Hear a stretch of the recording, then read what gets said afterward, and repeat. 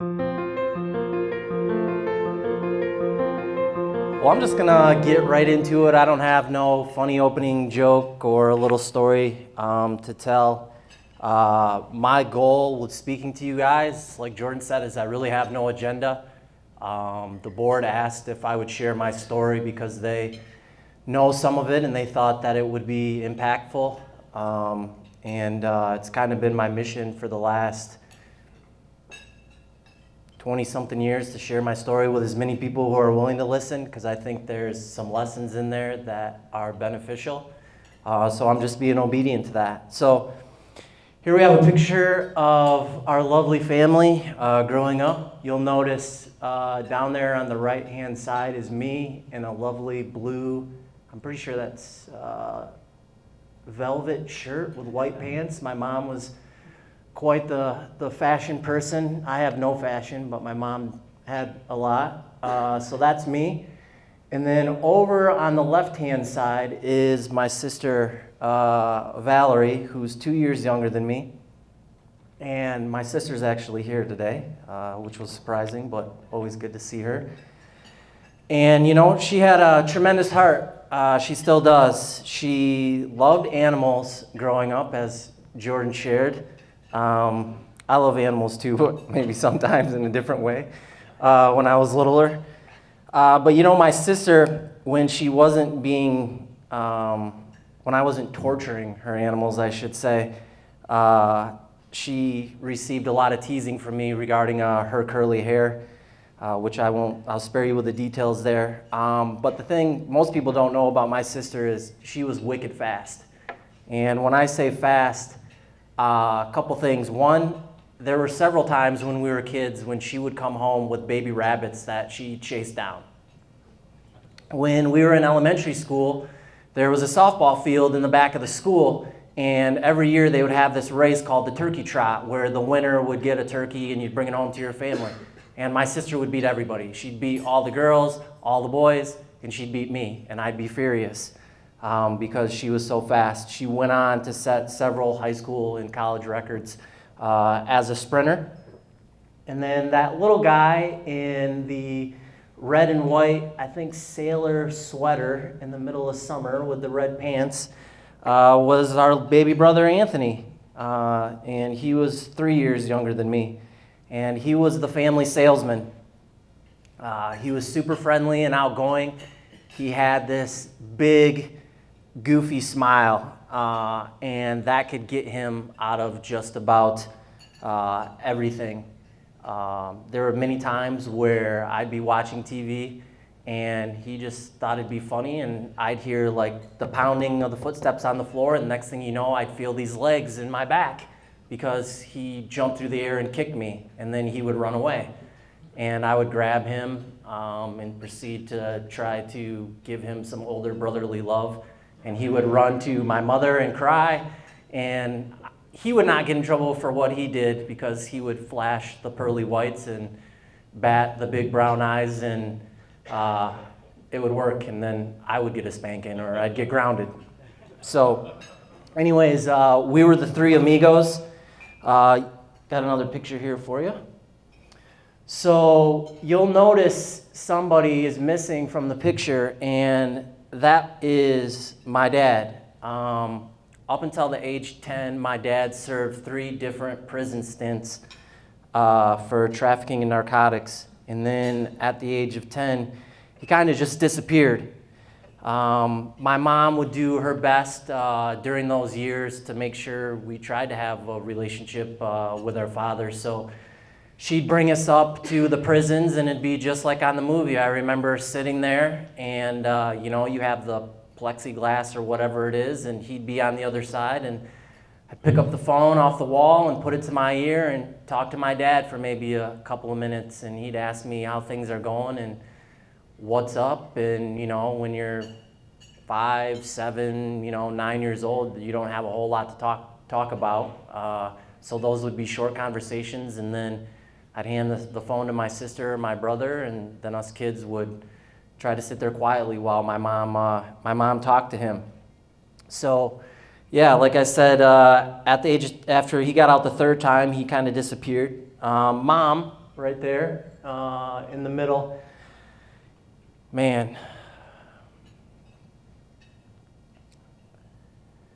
we went through a lot, but my mom was a great mom. Being a parent myself, now I understand how hard of a job that is. And my mom would work 2 to 3 jobs to support us, to keep us in sports, to make sure that we had a present underneath the Christmas tree. We grew up extremely poor on the southwest side of Grand Rapids, where we lived until I was 7. We lived right behind a diaper factory that used to process, make, and recycle these cloth diapers. So back then, they'd send them out, moms and families would use them, and then they'd come and collect them and bring them back to the factory. And in the summertime, man, it stunk back there. But we had a house, and I didn't know any better, and I was just happy having a roof over my head. But we did not have anything.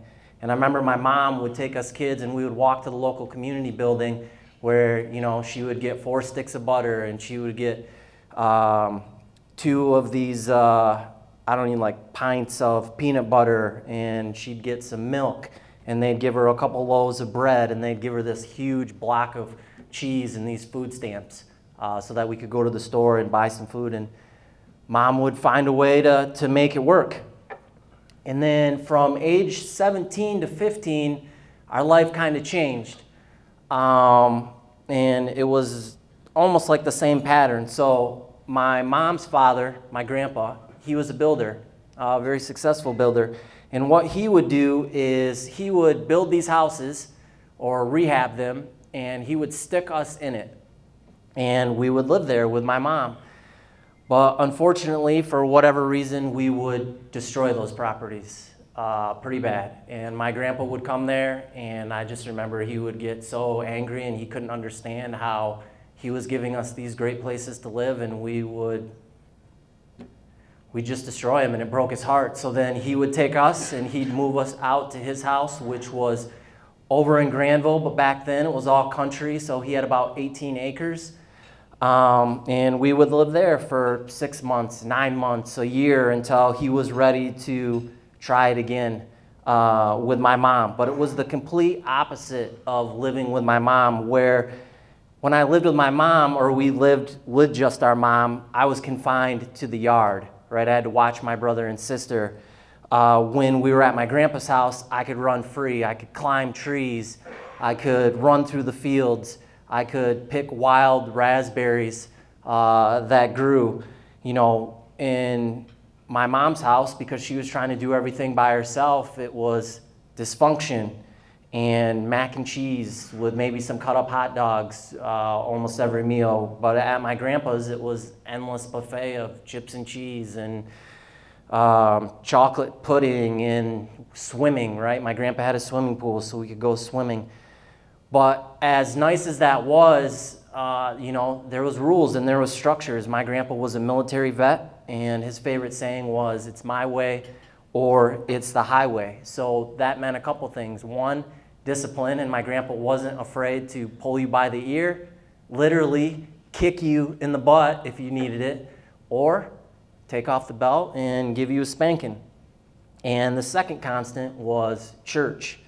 My grandpa went to a little tiny Baptist church in Granville, and he'd make sure that we were there every Sunday. And all I remember is, being in Sunday school and hearing these stories about a guy who built a boat with all these animals, and then maybe there was another guy who killed this giant with a slingshot. And after Sunday school, we'd go upstairs where we'd be with the adults, and I'd lean my head back and I'd count the different planks on the ceiling because I was so bored as a kid. But you better not fall asleep, because if you fall asleep, you get a spanking when you get home. Even if Grandpa fell asleep, didn't matter. So, I grew up believing that if you wanted to be a good little boy, you believed in God. That's just what you did. I didn't have any relationship with God. He just felt distant, just like my earthly father. Not growing up with a dad really caused me some deep wounds. I dealt with a lot of abandonment and a lot of rejection It was already hard enough growing up back then in the 80s in a predominantly white area, being a mixed kid. I was bullied constantly getting in fights at school and beat up. I never felt black enough for the black kids or white enough for the white kids. So my identity was that I was never good enough. And I longed to feel chosen. And as a result, like everybody, I self-medicated. I poured myself into sports, football, wrestling, baseball, basketball, track, just so I could feel some applause, some sense of self-worth. And while that was a good thing, I also found myself turning to pornography and sex at a young age. The reality is, I was trying to meet a legitimate need, and I was turning to all these illegitimate ways. I thought I was helping myself, but in reality, I was just lying to myself. I was saying that these things that I was doing didn't matter, when in reality, they did matter. I was saying, the saying is true, and I've learned this, right? I guess that's a part of maturity, is you don't know what you don't know. And nothing is more true than that. Well, at age 15, our dad came back in the picture. Don't know where he was, don't know where he came from, didn't care. My dreams had come true. I had arrived. My dad was in my house. He was living with us. All I could envision was this grand life for myself about he'd be coming to my games. I'd no longer be the only kid there without their dad there. Like, he was going to get to see me do all of these things, and I was going to make him proud, and I was going to make it so he'd never want to leave again. Well, he was there for about 2 weeks, and I remember the specific day that he left. A lot happened on that day, but to give you the short version, I was taking a nap, and I heard this loud smashing noise of like glass breaking, and it was so loud it woke me up. So my room was in the basement. I run up the stairs, run through the kitchen, run through the living room, and we had this huge window that looked out towards the front yard. And I'm looking out the yard, and it's my dad. And he's got his shirt off, and he's just high as a kite. And he's screaming all these obscenities at my mom. Susan, could you do this to me? I loved you, and you're breaking up our family. Quick backstory. He'd been gone, right? So my mom's trying to get on with her life. Come to find out, she'd met somebody at work, and she was pursuing that relationship. And then here comes the father of her children, who just shows up one day and says, I'm back, and I want to be a family. So 15-year-old Mike didn't understand that and thought mom was being selfish. 42-year-old Mike understands that mom was just trying to do what was best, and she needed to have a life of her own. And now this person shows back up, and she's got hard decisions to make. So she had told my dad that she cared about this guy at work and didn't want to have a family with my dad. And apparently that broke his heart again, and he decided to go out and medicate the best way that he knew, and he ended up back in the front yard. So there I am watching him run around the front yard screaming these things, and I'm yelling at him through the window, Dad, what are you doing? And that's when I notice, and I look down, and I see what woke me up. He had taken about a 10-pound rock and picked it up and thrown it through the front window of our front door. So by the time I look down and look back up, and I've just got my arms out like, dude, what are you doing? Here comes my mom around the corner. She's got the phone held up to her ear. She's talking to the police, and she's saying, John Henry, if you don't get out of here, you're going back to prison. And I don't know if you've ever experienced this, but my dad went from being under the influence of whatever he was to stone cold sober like that. His eyes got so big when he heard those words. And he turned and he ran to the semi-truck that he drove that was parked in the front of our yard, got in, and disappeared down the road. And on that day, I made an inner vow, I made a promise that I was never going to be like my dad. He crushed my heart again. Well, it's funny the way God works is he surrounds you with good people or gives you the opportunity. And I had a good friend named Justin Vanderpool. And he reached out to me and he said, hey, I want to invite you to this thing on Friday night. It's over at this church, and it was over at First Assembly on 44th over in Granville, in this Friday night service. And so I agreed to go with him. I don't even remember what happened during the service. I just remember the end. The pastor got up there. He gave some sort of message. And then he said, you know, if you're here, he asked everybody to close his eyes, and he said, if you're here, you're usually in one of three spots. You either have a relationship with God already, you don't have a relationship with God, or you had a relationship with God and you ran away.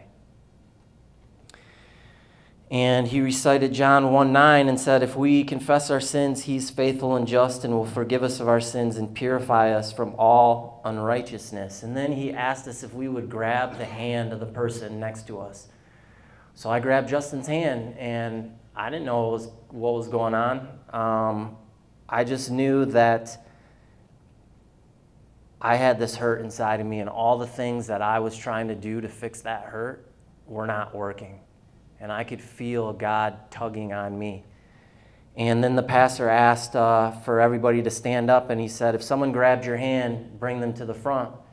So I went up to the front, and like I said, I had grown up in church, and I ended up giving my life back to God. And I tell you that because in that moment, I had this new peace in my life. I had this new hope, and I had a new father. And I can't tell you how much I would need that moving forward. So fast forward 2 years, I'm going to graduate from high school, and my dad shows up. There he is. And he tells me how proud of me he is. He hears I'm going to college, I'll be playing basketball. He says he's going to be coming to my games, he's going to be sending me some money to help me out with school. He's going to be there for my sister and my brother, for all of us. He's sorry he's been away. You know, I wanted to believe him, so I did. Okay. And sadly, after graduation, he disappeared back into the wind again.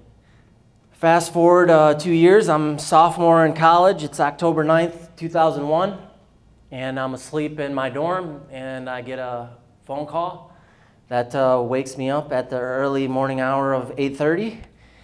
And I pick the phone up, and it's one of my best friends, TJ, and I answer the phone, and I'm like, what could you possibly want at 8:30 in the morning? Don't you know I'm sleeping? And he asked me a question. He says, have you called home recently? And I'm like, no, I haven't.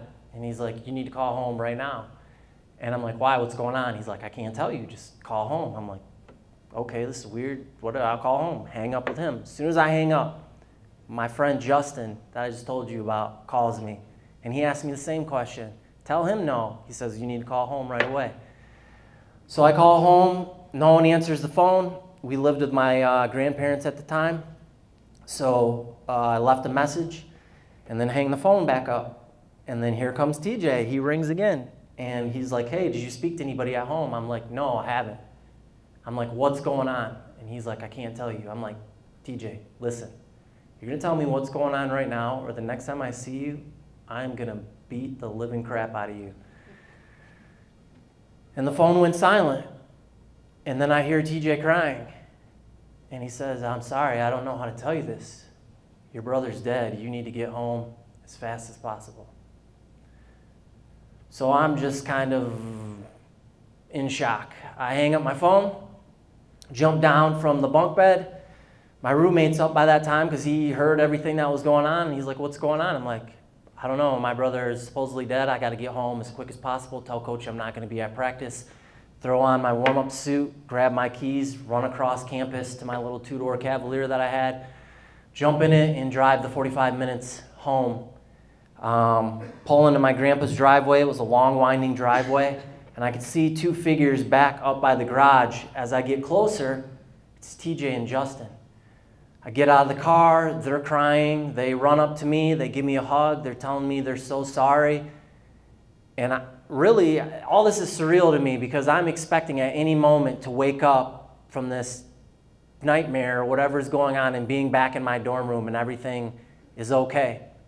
Go inside, check the message. No messages except mine. No one's there. Go out, and that's when things like the speed like doubles and triples. All of a sudden, all these cars come pouring into the driveway. It's my uncle, and he gets out, and he's crying and saying he's sorry. Then it's my other uncle. Then it's my coach from high school, and then it's teachers. Then it's other friends, and then it's my mom, and then it's my grandma. And then it was the hardest one, which is my sister. She'd been away at college, and her friend went and got her and brought her there. And I just remember that car pulling up and the door opening. And my sister, she didn't get out. She just fell into the fetal position on the ground. And I went over there and I scooped her up in my arms and I took her around the side of my grandparents' house, and my mom joined us. And we sat there. And I was trying to be strong for my family because with all the dysfunction growing up, my natural default mode is Mike shuts down and takes care of everybody else. What Mike is feeling doesn't matter. What Mike wants does not matter. I have to make sure everyone else is okay. Then that switch flips back on and I'm like back to normal, I guess. But that's what happens, and that's what was going on then. So I'm not processing any feelings. I'm just trying to be there for everyone else. And I'm holding my sister, and I look at my mom, and I'm like, Mom, like, I don't even know what's going on. Like, what happened to Anthony? She looks at me with tears in her eyes, and she says, Oh, Michael, your brother took Grandpa's shotgun and drove to the high school and shot himself this morning. And that just blew my mind. I believe that if my brother were ever going to do anything like that, that he would, I'm just going to be candid with you guys, I did not think he had the balls to do something like that. I thought he would take pills or lock himself in a car in the garage. I didn't think he could do that. And that broke me. And I sat there and I cried. And then we had a tough day ahead of us, right? A couple tough days, right? So those days go by, the funeral comes. It's crazy. There's like 2,000 people in the auditorium because my brother knew so many people and our family had such connections in the community. After the funeral, we go to bury my brother at the cemetery, and I'm walking up the dirt driveway to the cemetery, and this door opens, and I hear this voice call my name, Michael, and I turn and I look, and it's my dad. And he's in the back seat of this car, and he asked me if I'd come join him. So I get in the back seat. Part of me is mad. Part of me is whatever. Part of me is exhausted from everything over the last couple of days. And he's just distraught. He's crying. He's apologizing profusely. He's saying that if he was in our lives, something like this would never happen. And then he goes into his same old spiel about how he's going to be there for us. And this is the wake-up call. This is the wake-up call for him. And he's going to be there for me and my sister. So I just listen, right? And after a couple minutes, I tell him, I'm like, Dad, I got to go up here and we got to bury Anthony. And he didn't want to come, and he just stayed there. So I said goodbye. He said he'd get a hold of me. And he disappeared again. Fast forward 2 years, and now I'm graduating from college, and I get this random call on my cell phone. And if you guessed it was my dad, you're right. And he starts talking to me. He's going a mile a minute. I'm so proud of you. First one in our family ever to graduate from college. I'm going to be there, but when you see me, don't be scared. And then he goes on and says a bunch of stuff. And then my brain is like, "What? Hold on. What do you mean? Don't be scared when I see you. What does that mean, Dad?" And he goes, "Well, I don't know how to tell you this, but I've been diagnosed with stage 4 liver cancer. I don't look the same as when you remember me." I don't even remember how the phone call ended. Graduation came and went. He didn't show up. He calls me a couple days later. He's over at a friend's house, asks me if I'll come visit him. I drive over there. His friend's got this huge house, takes me through the house, out the back, and he's got like this winding deck around the back. And then it like opens up into like a huge deck. And there's my dad, and he's sitting at this table underneath an umbrella. And he was right. He didn't look anything like I remembered him. So I'm 6'2", maybe 6'3" on a good day, 225. My dad was like 6 foot, probably like 230, 240, big barrel-chested, thick guy. And here he's sitting in that chair, and he's maybe 100 pounds soaking wet. Eyes are sunk in the back of his head, skin's pulled tight around his cheekbones. He don't look anything like I remember him. And in that moment, my heart kind of breaks for him. Becomes tender towards him. So I sit down. I don't even remember really what we talked about. We talked for like 10 minutes, and then he's like, I got to go lay down. You know, all the chemo and the stuff that he was doing, trying to save his life, just wore him out. He's like, I need to rest. He's like, will you come back and see me in a couple days? I'm like, sure, just give me a call. Tells me he's proud of me, tells me he loves me. We hug, I leave. And that's the last time I ever saw my dad alive. Fast forward, I jump in the two-door Cavalier with my sister and my mom, and we drive down to Alabama where my dad's funeral's taking place.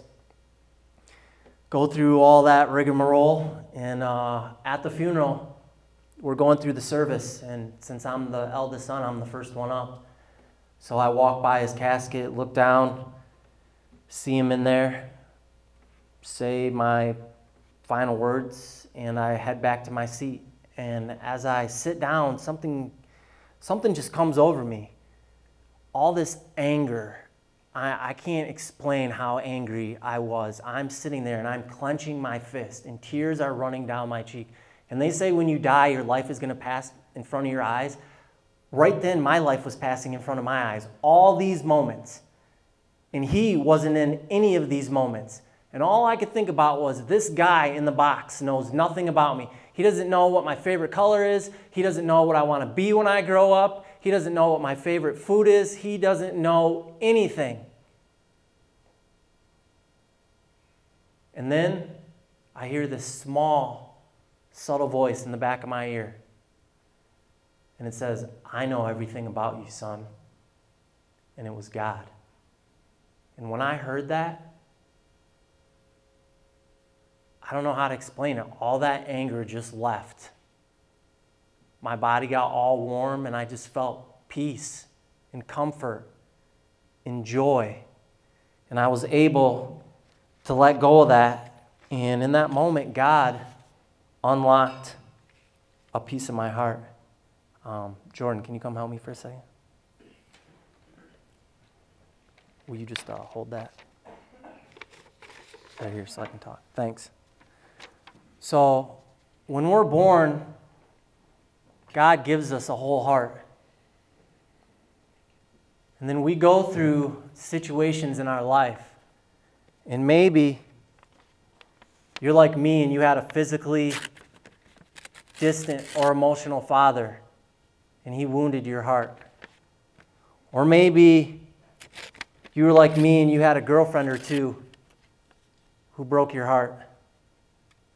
Or maybe you experienced the loss of a loved one. Or maybe you felt embarrassed, shame, guilt, or even some rejection and abandonment at some time in your life. And so you turn to short-term satisfactions like sex, work, drugs, alcohol, so that you could feel chosen. And then you meet that one, the one person you're going to spend the rest of your life with. And you get down on your knee and you say, here's my heart. I'm going to give you my whole heart. Here it is. And this is what we give that person. But you know the beautiful thing is that God invites us into an exchange. And he says that we can have a personal relationship with him through his Son, Jesus Christ. And through that invitation, he will take this heart that we're giving our family, our kids, our wife, our friends,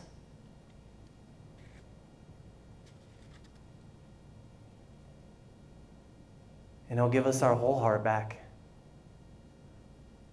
This is what we're meant to live our lives with. This is what our wives deserve. This is what our kids deserve. This is what our friends and those who come in contact with us deserve. It's a higher calling, guys, that we have as husbands, as fathers, as friends. And the only question is, are we going to answer that higher calling? So to close this, a good friend of mine once said to me, he said, you know what? You have every right in the world to be a walking a-hole. And I told him, yeah, you know what? You're right. You're exactly right. I probably do. And I'd be that person if I never accepted the invitation God was giving to me. I wouldn't be the man that I am today. I wouldn't be all these things Jordan said I am. But because I accepted that invitation today, despite going through all that stuff, and it wasn't easy, I have a beautiful family of my own. I've been married for 15 years. I guess I have what people would consider a successful career, but it's only because of God. And the good news is He's extending that same invitation to you if you want it. Thank you.